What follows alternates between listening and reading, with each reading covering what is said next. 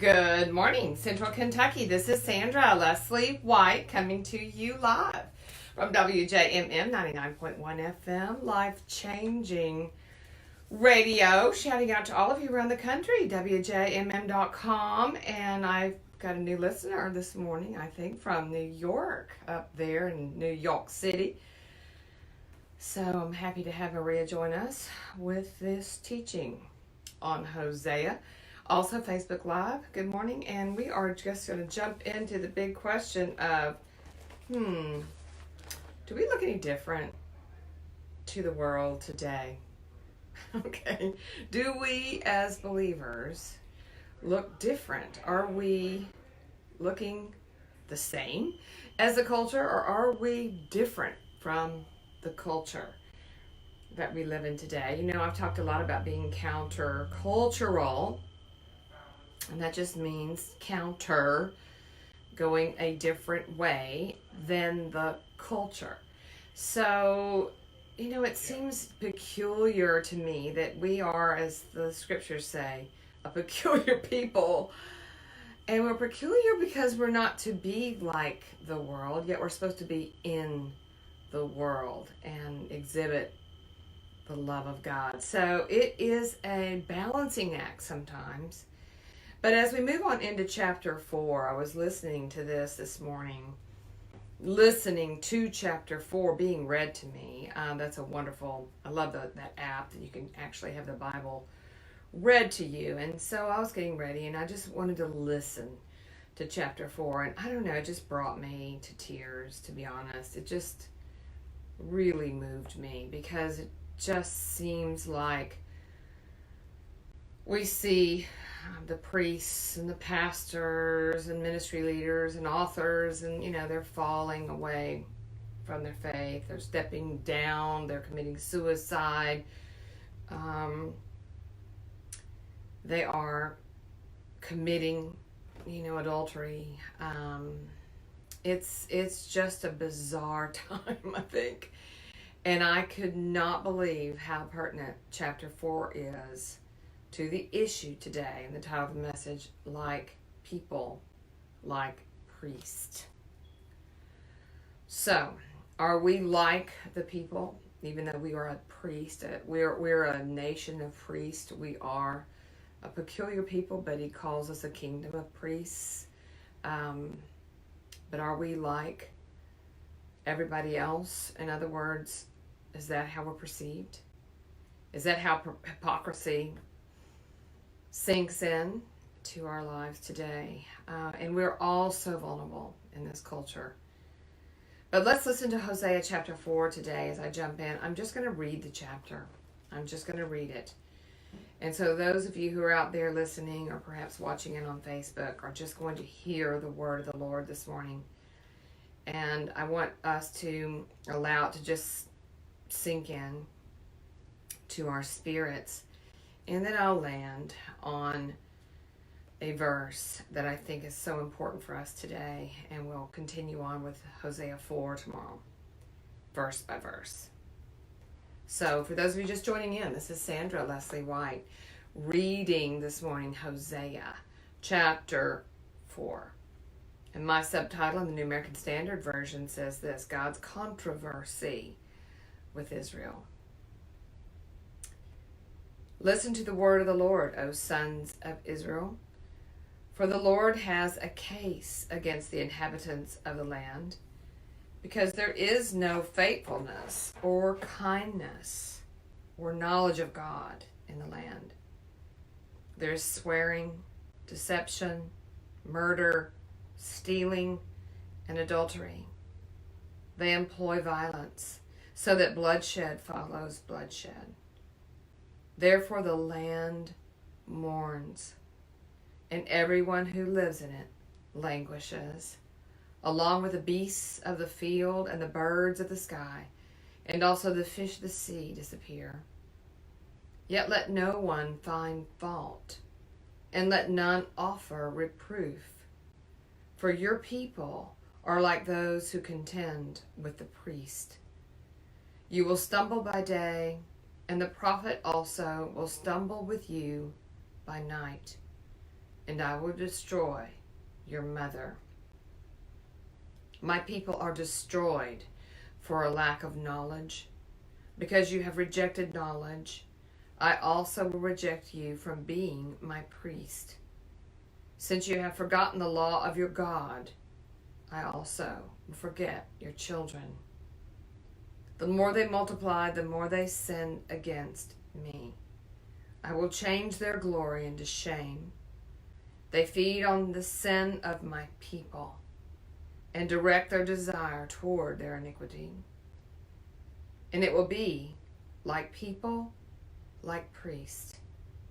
So I will punish them for their ways and repay them for their deeds, and they will eat but not have enough. They will play the harlot but not increase, because they have stopped giving heed to the Lord. Harlotry, wine, and new wine take away the understanding. My people consult their wooden idol, and their diviner's wand informs them. For a spirit of harlotry has led them astray, and they have played the harlot, departing from their God. They offer sacrifices on the tops of the mountains and burn incense on the hills, under oak, poplar, and terebinth, because their shade is pleasant. Therefore your daughters play the harlot, and your brides commit adultery.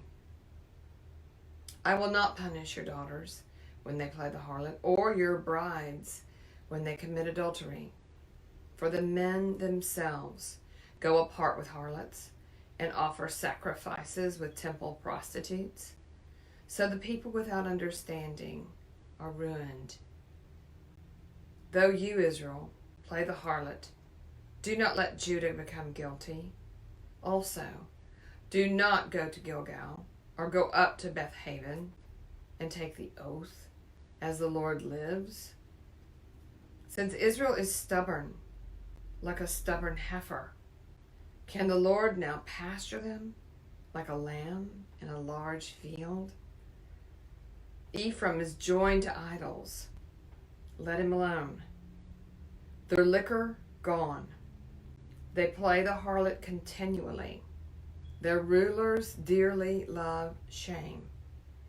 The wind wraps them in its wings, and they will be ashamed because of their sacrifices.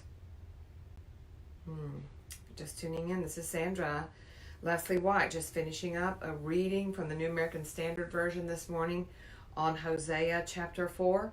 We have been in Hosea for months now. Finished up chapter 3 last week, talking about the goodness of the Lord in the last days. We've been looking at this dynamic between Yahweh and Hosea, the prophet who penned this prophecy in the latter part of the 8th century BC to warn the Israelites of coming disaster because they have become intoxicated by the gods of the Canaanites in the northern kingdom. So now they are influenced greatly, and it is difficult to tell even the priest or the prophets from the people. And so now we look at them being turned into this sort of group, I'd say, of groveling people, of a people who has been so heavily influenced by the Canaanite gods of fertility, the temple prostitutes that promised fertility in their fields, fertility in their families. They're influenced by alcohol. They're influenced by all kinds of sacrificial offerings and incense and things that were an abomination really to the Lord. And this is where the Hebrew people find themselves.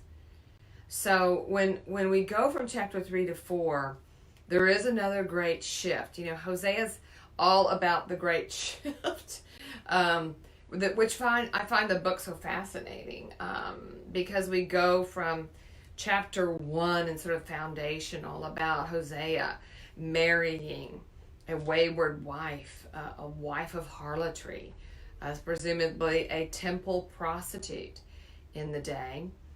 And there were men and women that were prostitutes that were enslaved by what were the temple pimps, I'd say.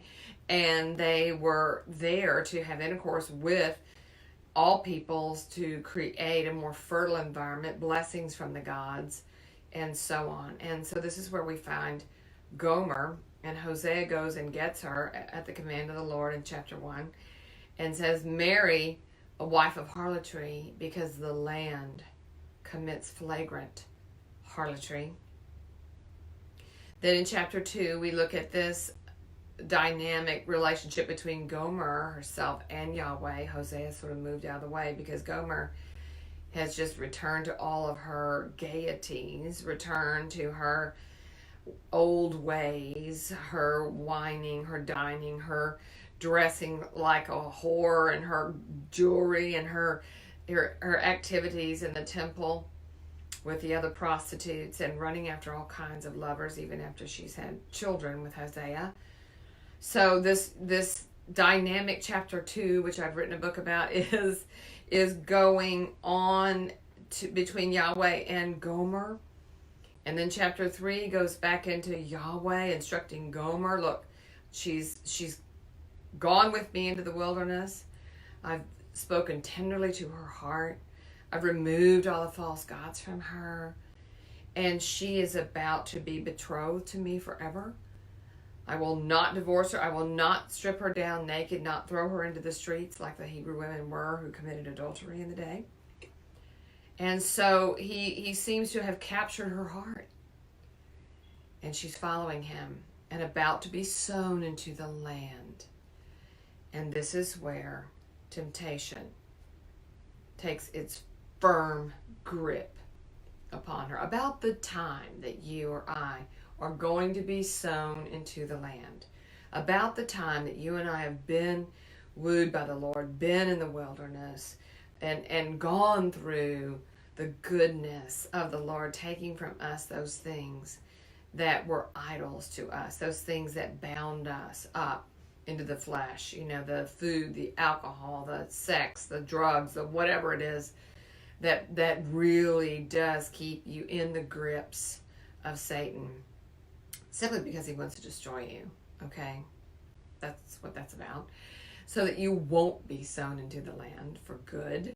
So about the time that the Lord has got you ready, and you are ready, and you're ready to go, and you're ready to be in the land, you're ready to be somebody and not a nobody anymore, and bring others to the goodness of the Lord. Sometimes it's that at that moment that Satan, just like, I think about how he was at the Last Supper, how he entered into Judas Iscariot, and at that last moment, Judas steps up to deceive the Lord. So it is at that moment that we so often return, to our ways, return to not what we were created to be, but return to the destructive ways that our flesh, the world, the enemy, the Satan himself, really that tension that we sense between the goodness of God and the destruction of our own selves. It's about at that time that he's going to sow us into the land for good, that we run and we go back to our ways. And so now in chapter 3, he is about telling Hosea, go back and get her, love her, bring her back. And then he goes into this long soliloquy, Yahweh does, about his controversy with Israel. He goes into the land now. He goes from Gomer, she's mentioned, but he goes into the land. He goes into this long soliloquy about the land, that we are in the land of flagrant harlotry. And we are like people, like priests. We are all the same. And he doesn't want that for his people who are called by his name. So let's journey through Hosea 4 in the coming days together and learn about how we can not be like priests, like people. God bless you today.